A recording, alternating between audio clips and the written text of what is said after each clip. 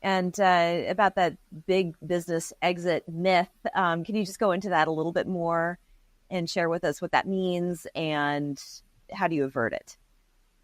Absolutely. So most business owners, they're living paycheck to paycheck. So statistically, 57% of business owners are actually in that situation. And it's kind of this roller coaster of they're doing really well. Oh my God, they have nothing. They're doing really well again. They reinvest their business. And their business really is their baby. It's so much of who they are. It's so much, maybe it's a family legacy. There's a lot, again, going back to the emotional side of there's a lot of emotion tied up in it. And because they're continuously reinvesting into their business, usually 80% of their wealth is tied up in that. And 75% have less than $500,000 in a retirement account, which is staggering once you think about how this is going to go. Because what they're betting on is that they're going to be able to sell their business, and that's going to be their retirement. They're going to sail off into the sunset, or they're going to have maybe a child, a partner, a sale where they're kind of still on the board. They become this, and that's going to be able to pave the way for the rest of them into the future. But the problem is that almost 60% of them have not built up enough value in their business to actually be able to sell it.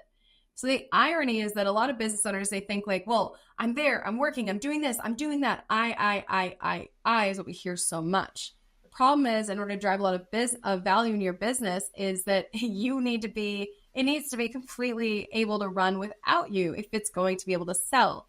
Are you the business? Is it your intellectual capital? Is it your, your secret sauce, your customer service skills, your ability to execute on a design, on building something, on manufacturing something? Or is it that you have a system and you've built a process, or you have a product with a very unique niche that you are able to then be able to sell and compound and whatnot? And if you look at the amount of businesses that go for sell, only 1 in about 5.5 ever actually sell, and they hardly ever sell for the value that the business owner thinks it's worth. So I think it's really important to make sure that can you actually step away from your business for a month, and does it run? Is your house on fire when you come home? Because if you can't, then guess what? You don't own a business, you own a job. And there is a huge, huge difference to that. And it's very important that while reinvesting into your business is fantastic, we want you to be doing that. We want you to grow your company. We want you to get better technology and be able to hire more staff and all of the great things that you want to do. But are you doing it at the expense of your own future? And do you have the right protections in place in the event that something were to happen to you or something were to happen to a loved one? Would you be able to sustain that?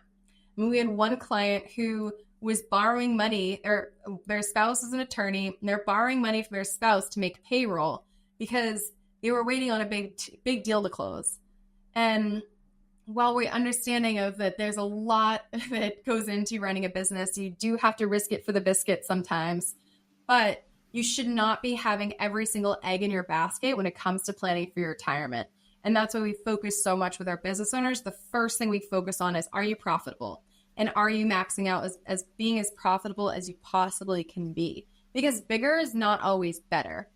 It's not always the biggest or the strongest animal that survives in the wilderness. It's the one with the most adaptations. How are you going to do? All it takes is, one market correction to happen, or a competitor come out of left field, or technological advancement, or a regulation to change. And then all of a sudden your business is obsolete.